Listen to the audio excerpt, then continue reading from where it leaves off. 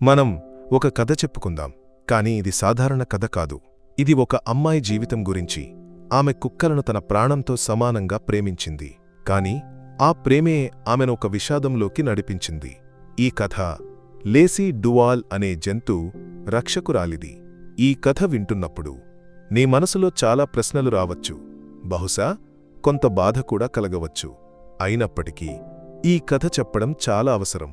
ఎందుకంటే కొన్ని కథలను మరచిపోకూడదు కదా. లేసీ సాధారణ అమ్మాయి కాదు.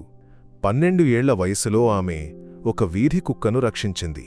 ఆ క్షణం నుండి కుక్కలకు సహాయం చేయడం తన జీవిత లక్ష్యమని ఆమెకు అర్థమైంది.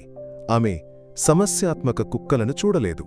ఆమె చూసింది విడిచిపెట్టబడిన, హింసించబడిన, ఎవరికీ అర్థం కాని ఆత్మలను. 30 ఏళ్ల వయసుకు వచ్చేసరికి లేసీ 150 కంటే ఎక్కువ కుక్కలను పోషించింది. ఆశ్రయ కేంద్రాలలో పనిచేసింది. గాయపడిన కేసుల్లో స్వచ్ఛంద సేవకురాలిగా పనిచేసింది. రక్షించలేని కుక్కల కోసం ఆన్లైన్లో ఒక అనుచరుల సమూహాన్నే సృష్టించింది.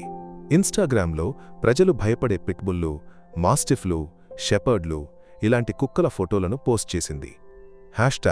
#No such thing as bad dogs, #healing takes time అనే హ్యాష్ట్యాగ్లను ఉపయోగించింది. కానీ ఈ పోస్ట్ల వెనుక పెద్ద రిస్కులు ఉన్నాయి కదా. లేసీ ప్రమాదకరమైన కుక్కలను స్వీకరించింది. చట్టవిరుద్ధమైన కుక్కల పోరాట రింగుల నుండి రక్షించబడినవి, హోర్డింగ్ పరిస్థితుల నుండి వచ్చినవి, క్రూరంగా హింసించబడినవి. కొన్ని కుక్కలకు సామాజికీకరణ అసలే లేదు. కొన్నింటికి దాడి చరిత్ర ఉంది. అయినప్పటికీ లేసీ నమ్మింది, కొంత సమయం, ప్రేమ, నిర్మాణమిస్తే ఏ కుక్కనైనా మార్చవచ్చని. కాని ఆమె చివరి రక్షణ ఆమె ఈ నమ్మకాన్ని పరీక్షించింది. అంతా మే నెలలో మొదలైంది. స్థానిక ఆశ్రయ కేంద్రం నుండి ఒక కాల్ వచ్చింది. 3 మగ కుక్కలు, పిట్బుల్, కేన్ కోర్సో మిశ్రమం అని భావించినవి. చట్టవిరుద్ధ పోరాట కాంపౌండ్ నుండి రక్షించబడినవి. వీటిని న్యూటర్ చేయలేదు. పోషకాహార లోపముంది. భయంతో నిలబడి ఉన్నాయి. 2 రక్షణ గుంపులు వీటిని తీసుకోవడానికి నిరాకరించాయి. కాని లేసీ అవును అని చెప్పింది. ఆమె వాటికి పేర్లు పెట్టింది: రోమియో, బ్రూటస్, హాంక్. లేసీ వాటి పురోగతిని డాక్యుమెంట్ చేసింది. అవి పొరుగువారిని చూసి మొరిగాయి, ఫర్నిచర్ను నాశనం చేశాయి. కాని నెమ్మదిగా అవి ఆమెను నమ్మడం మొదలుపెట్టినట్లు అనిపించింది. రోమియో ఒక ట్రీట్ కోసం కూర్చున్న వీడియోను ఆమె పోస్ట్ చేసింది. బ్రూటస్ ఆమెతో సోఫాలో పడుకున్న ఫోటో వచ్చింది. పురోగతికి ఓపిక కావాలి, వాటిని వదిలేయకండి అని ఆమె క్యాప్షన్ రాసింది. కాని ఆమెకు దగ్గరగా ఉన్నవారికి ఆందోళన ఉంది కదా. ఆమె చేతులపై కాటుగాయాలు కనిపించాయి, మణికట్టు మీద బ్యాండేజ్లు. లేసీ చెప్పింది, ఇవన్నీ చిన్న గీతలు మాత్రమే. ఒక స్నేహితుడు చెప్పాడు. ఆమె అలసిపోయింది. వారాల తరబడి సరిగ్గా నిద్రపోలేదు. కాని ఆమె నిర్ణయించుకుంది, దేనికి? ప్రేమతో ఏదైనా మార్చవచ్చని నిరూపించడానికి. జూలై 19 సాయంత్రం ఉదయం 7:30కి ఏదో అసాధారణం జరిగింది. ఒక పొరుగువాడు విభిన్నమైన శబ్దం విన్నాడు. కుక్క మురుగుడు. కాని సాధారణ మురుగుడు కాదు. భయాందోళనతో, దాడి స్వభావంతో కూడిన మురుగుడు. ఆ తరువాత ఒక ఢీకొనే శబ్దం, ఒక కేక. ఆ తరువాత నిశ్శబ్దం. ఆందోళనతో పొరుగువాడు కంచెవైపు నడిచి చూశాడు. ఒక జంతు ప్రేమికుడు ఎప్పుడూ చూడకూడని దృశ్యం అక్కడ ఉంది. లేసీ గడ్డిపై నిశ్చలంగా పడి ఉంది. ఒక కుక్క ఆమె చుట్టూ తిరుగుతోంది. మరొకటి ఆమె కాలిని కొరుకుతోంది. మూడవది ఆమెపై నిలబడి ఉంది. పొరుగువాడు 911కి కాల్ చేశాడు. వాటు ఆమెను కొరుకుతున్నాయి. దేవుడా, ఆపడం లేదు. దయచేసి సహాయం చేయండి.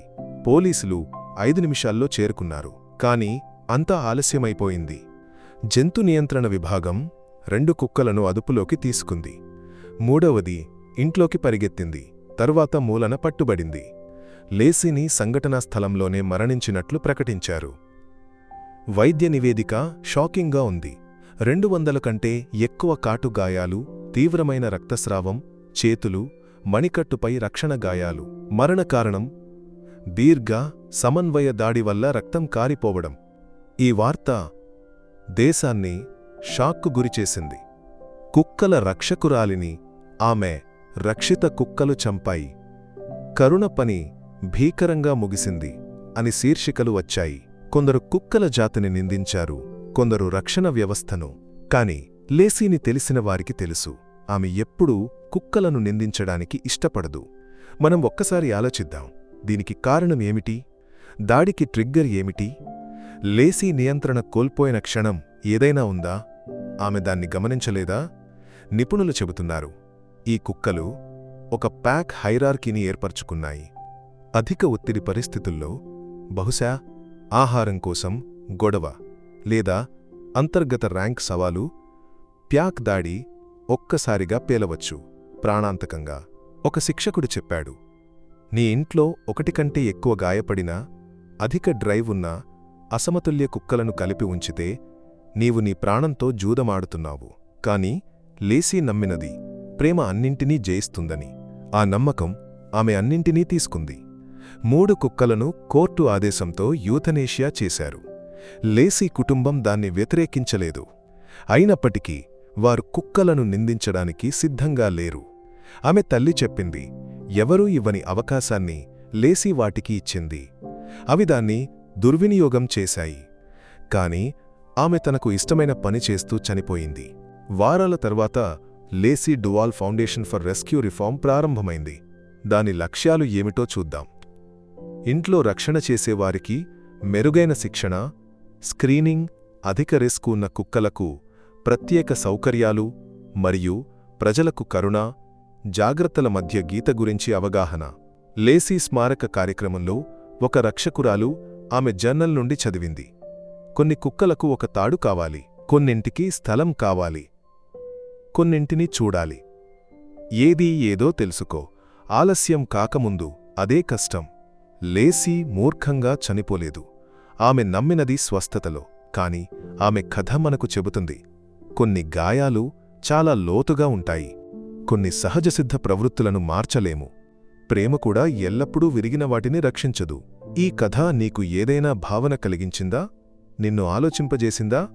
ఒక క్షణం ఆగి ఆలోచించమని ప్రేరేపించిందా? అదే ప్రారంభం. బాధ్యతాయుతమైన రక్షణలను సమర్థించు. నీవు నీవే నేర్చుకో. జీవరక్షణ యొక్క ప్రమాదాలను ఎల్లప్పుడూ గౌరవించు.